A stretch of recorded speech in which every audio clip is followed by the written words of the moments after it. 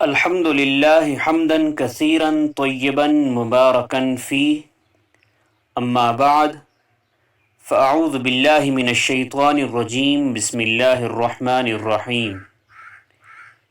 يا أيها الذين آمنوا ما لكم إذا قيل لكم انفروا في سبيل الله اثاقلتم إلى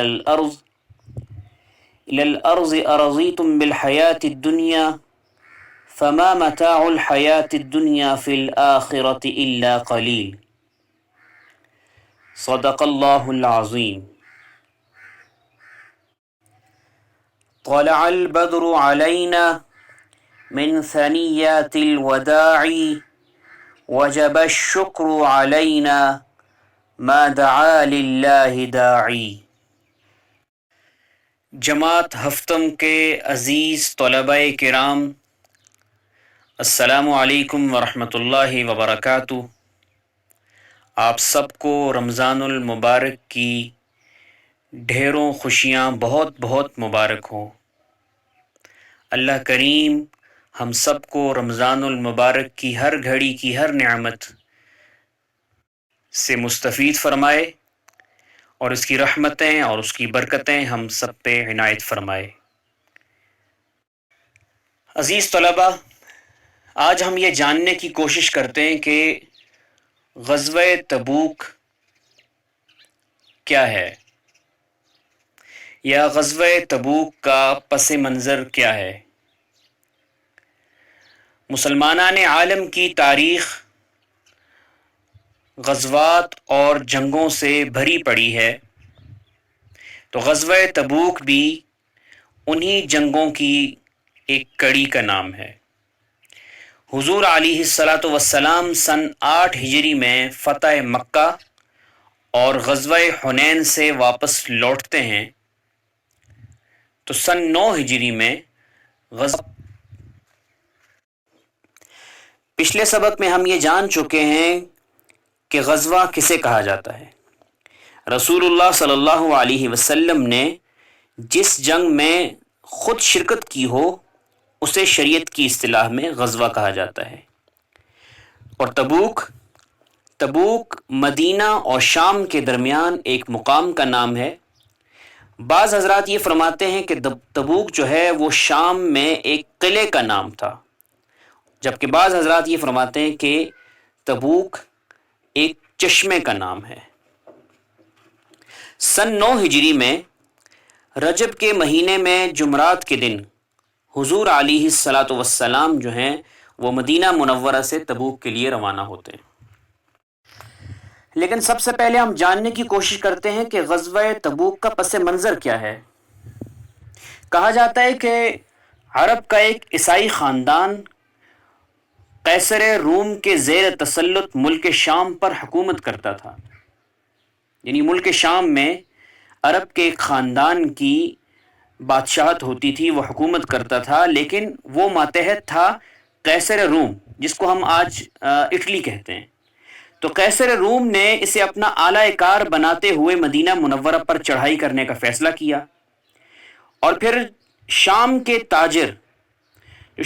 تاجر تھے، وہ مدینہ منورہ تجارت کی غرض سے آتے جاتے تھے، تو انہوں نے وہاں جا کے حضور علیہ الصلاۃ کی خدمت میں حاضر ہو کر یہ بیان جاری فرمایا کہ بھئی شام میں جو ہرقل بادشاہ ہے، قیصر روم کے کہنے پر وہ مدینہ منور پر چڑھائی کرنے کا ارادہ رکھتا ہے. تو جب انہوں نے اطلاع دی تو اس بات کو حضور علیہ الصلاۃ نے سامنے رکھتے ہوئے پھر جتنے بھی وہاں پر مسلمانان عالم تھے ان سب کو ایک اعلان فرمایا کہ آپ بھی جنگ کے لیے تیاری کریں. تو ایک ہوتا ہے نفیر عام اور ایک ہوتا ہے نفیر خاص. نفیر خاص میں صرف کچھ حضرات ہوتے ہیں، جو خاص افراد ہوتے ہیں، ان کو خطاب کیا جاتا ہے. لیکن یہ نفیر عام تھا، اس میں حضور علیہ الصلاۃ نے تمام اس وقت کے جتنے بھی مسلمان تھے سب کو نکلنے کا حکم دیا، سوائے بچوں کے، سوائے بوڑھوں کے اور سوائے عورتوں کے. اب اسلامی تاریخ میں غزوات کی جتنی بھی تعداد ہے اور جتنے بھی مارکے حضور علیہ الصلاۃ کی سربراہی میں پیش آئیں، سب سے زیادہ تنگدستی اور سب سے زیادہ مصیبت اور پریشانی اور ذبح حالی کا شکار مسلمان اسی غزوہ تبوک میں ہوئے۔ ایک تو گرمی کا موسم ہے اور عرب کی گرمی ہو، اور اس کے ساتھ ساتھ موسم خریف تھا، اس کی فصل بالکل پک چکی تھی اور کٹنے کے لیے بالکل تیار تھی، اور مسلمان یہ چاہتے تھے کہ ہم اس وقت مدینہ میں ہی رہیں اور اس فصل کو اپنے ہاتھوں سے کاٹیں، کیونکہ اسی فصل کی جو پیداوار ہوتی تھی اسی پر ہی پورا سال جو ہے وہ مسلمانوں کا گزارا ہوتا تھا، اور وہی ان کے لیے تجارت کا ایک سامان ہوتا تھا۔ ایسی صورتحال میں مسلمانوں کو گھر سے نکالنا اور پھر ان کے لیے گھر سے نکلنا واقعتاً بہت ہی مشکل کام ہے۔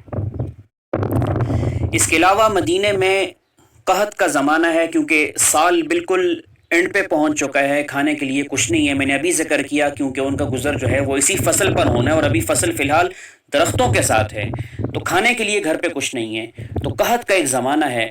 پھر تبوک جو ہے وہ مدینہ منورہ سے 500 کلومیٹر کے فاصلے پر ہے، تو وہاں سے اس وقت آج سے 1400 سال پیچھے چلے جائیں جو پیدل سفر ہوتا تھا، یا اگر کسی کے پاس میسر ہے تو چھوٹی موٹی کوئی سواری، کسی کے پاس اونٹ ہے اور کسی کے پاس گھوڑا۔ تو روایات میں آتا ہے کہ ہر 5 بندوں کے بعد، ہر 8 بندوں کے بعد کسی کے پاس ایک گھوڑا ہوتا، ایک اونٹ ہوتا تھا۔ اور وہ حضور علیہ الصلوۃ والسلام نے جو کھانے کی تقسیم فرمائی تھی وہ اس لحاظ سے تھی کہ ایک کھجور ایک دن کے لیے اور اس کے اوپر 2 بندوں کا حصہ ہوتا تھا، یعنی آسان الفاظ میں ایک کھجور 2 افراد کے لیے ایک دن میں استعمال کے لیے دی جاتی تھی۔ تو پانی کا بالکل ہی نہ ہونے کا تھا، کہ پانی بالکل بھی موجود نہیں تھا۔ ایسی حالت میں مسلمان جو ہیں وہ غزوے کے لیے مدینہ منورہ سے نکلے، اور جب مسلمان مدینہ منورہ سے نکلتے ہیں تو اتنا بڑا لشکر مسلمانوں کی تاریخ میں کبھی بھی جمع نہیں ہوا۔ جتنے بھی غزوات ہوئے تو ان غزوات میں سب سے بڑے لشکر کی تعداد جو ہے وہ اسی غزوے میں ہوئی۔ مسلمانوں کی تعداد بتائی جاتی ہے کہ اس وقت مسلمانوں کی تعداد 30,000 ہو گئی۔ اب مسلمانوں کی تعداد بھی 30,000 ہے اور فاصلہ بھی بہت زیادہ ہے، کھانے پینے کے لیے بھی کچھ نہیں ہے، سواری بھی بالکل نہیں ہے۔ اب اتنی تنگ دستی اور اتنی ذبحالی اور اتنی مشکلات، اسی لیے اس غزوے کا نام جو ہے وہ جیش العسرہ پڑ گیا، یعنی کہ تنگ دستی کا لشکر، یا مصیبتوں کا یا مشکلات کا لشکر۔ اچھا، اب یہ جو مشکلات میں نے آپ کو سامنے ذکر کی ہیں، انہی مشکلات کو مد نظر رکھتے ہوئے آپ کو یہ سمجھنا چاہیے کہ یہاں پر اسی جماعت کے اندر، اسی لشکر کے اندر 2 گروپس بن جاتے ہیں، ایک مومنین کا اور ایک منافقین کا۔ تو منافقین کی پہچان کے لیے یہ والا جو غزوہ تھا وہ بھی ایک مثالی غزوہ جو ہے وہ پیش کیا جاتا ہے۔ ایک تو منافقین کی پہچان ہوئی غزوہ احد میں، جب عبداللہ بن ابی اپنے 300 سپاہیوں کو لے کر علیحدہ ہو گیا۔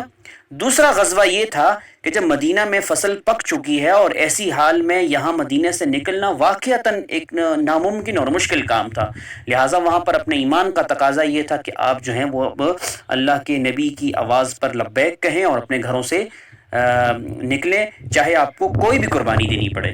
تو مومنین تو نکل گئے، لیکن منافقین جو ہیں وہ خود بھی جو ہیں وہ سستی میں مبتلا ہو گئے، اور ایسے اپنے ساتھ رکنے کے لیے آمادہ کیا، اور کچھ حضرات تو بیچارے ہیں وہ خطا کی وجہ سے رک گئے۔ ٹھیک ہے، ابھی کیونکہ موقع بھی نہیں ہے اور وقت بھی اتنا نہیں ہے کہ ان کا تفصیل کے ساتھ ذکر کیا جائے، تو لیکن کچھ ایمان والے ایسے تھے جو حضور علیہ الصلوۃ والسلام کی قول پر اور ان کی بات پر لبیک کہا، اور وہ حضور علیہ الصلوۃ والسلام کے لشکر میں شامل ہوئے، جو مسلمانوں کی تعداد جو ہے وہ 30,000 ہوئی۔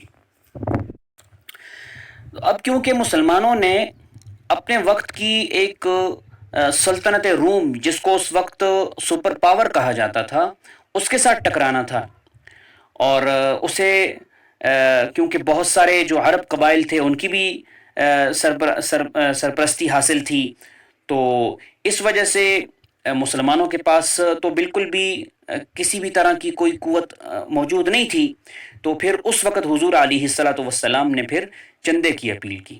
ٹھیک ہے، اسی جنگ میں جس میں آپ نے اکثر سنا ہوگا کہ حضرت ابوبکر صدیق رضی اللہ تعالیٰ عنہ جو ہیں وہ اپنے گھر کا سارا سامان لے کر آئے، سیدنا عمر فاروق رضی اللہ تعالیٰ عنہ اپنے گھر کا آدھا سامان لے کر آئے، سیدنا عثمان غنی رضی اللہ تعالیٰ عنہ نے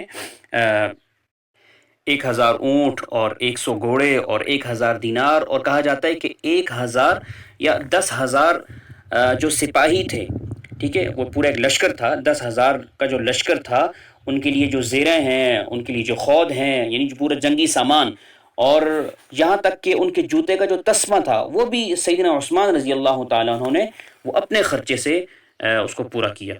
جب یہ مسلمان جو ہیں وہ اس لشکر کے ساتھ تبوک کے مقام پر پہنچتے ہیں تو قوی امید تو یہی تھی کہ ایک بہت بڑی جنگ ہوگی، ٹھیک ہے، کیونکہ میں نے آپ پہلے ذکر کیا کہ اس طرف جو ہے وہ روم کی سلطنت کے ساتھ مقابلہ ہونا ہے۔ تو جب مسلمان وہاں پہنچتے ہیں تو یہ جو سلسلہ پیچھے حدیبیہ کا، حنین کا اور فتح مکہ کا ہوا، ایسی صورتحال میں پھر مسلمانوں کے ساتھ جنگ کرنا جو ہے وہ کافی مشکل تھا، ٹھیک ہے۔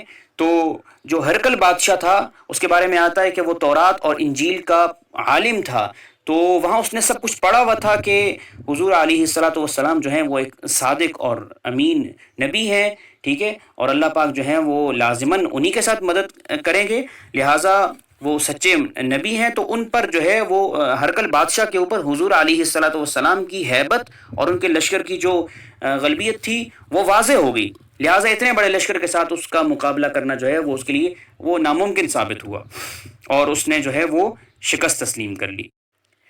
اور تو پھر جو ساتھ آس پاس کے جو قبائل تھے تو وہ اسی بات کو سامنے رکھتے ہوئے جو ہے وہ پھر صلح کی طرف انہوں نے پیشکش کی، اور پھر جزیہ دینے کے لیے وہ آمادہ ہو گئے۔ تو بغیر لڑائی کے حضور علیہ الصلاۃ والسلام جب تبوک سے 50 روز گزارنے کے بعد واپس مدینہ منورہ پہنچے تو روایت میں آتا ہے کہ وہ شروع والے جو میں نے ایک نظم کا ایک شعر پڑھا، مدینے کے اطراف کے کنارے وہاں پر بہت ساری بچیاں جو ہیں وہاں کھڑی ہوئیں، اور حضور علیہ الصلاۃ والسلام کا اسی نظم اور اسی ترانے کے ساتھ استقبال فرمایا۔ طلع البدر علینا من ثنیات الوداع وجب الشکر علینا ما دعا للہ داعی۔ ہم پر ثنیات الوداعی ایک جگہ کا نام ہے، ہم پر ثنیات الوداعی سے 14ویں کا چاند طلوع ہوا، وجب الشکر علینا لہذا ہم پر شکر واجب ہے، ما دعا للہ داعی جب تک پکارنے والا اللہ تعالیٰ کو پکارے گا۔ اللہ تعالیٰ آپ سب کا حامی و ناصر ہو، آپ سب کو رمضان مبارک۔